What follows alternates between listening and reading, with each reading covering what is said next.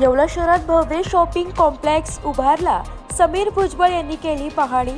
गेल्या 2 दशकांमध्ये माजी उपमुख्यमंत्री छगनराव भुजबळ यांच्या विकास कामांमुळे येवला लासलगाव मतदारसंघात आणि विशेषतः येवला शहरात मोठी प्रगती झाली आहे। पैठणीसह विविध वस्तू आणि सेवांची भरभरून बाजारपेठ येथे विकसित झाली।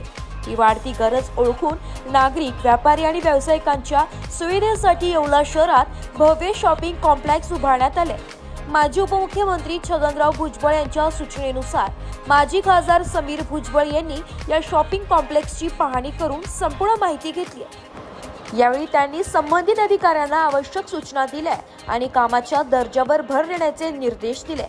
या पाहणीवेळी येवला नगरपालिकेचे मुख्याधिकारी तुषार आहेर, शहर अभियंता श्री सुतावणे, येवला विधानसभा अध्यक्ष वसंत पवार, उपाध्यक्ष दत्ता निकम, शहराध्यक्ष दीपक लोणारी, स्वीय सहाय्यक बाळासाहेब लोखंडे, भाऊसाहेब धनवटे, सुनील पैठणकर, संजय परदेशी, गोटू मांजरे, सचिन सुमित थोरात, सचिन सोनवणे, भूषण लाघवे, प्रीतम शहारे, सौरभ जगताप, दीपक पवार, गणेश गवळी यांच्यासह अनेक पदाधिकारी व कार्यकर्ते उपस्थित होते।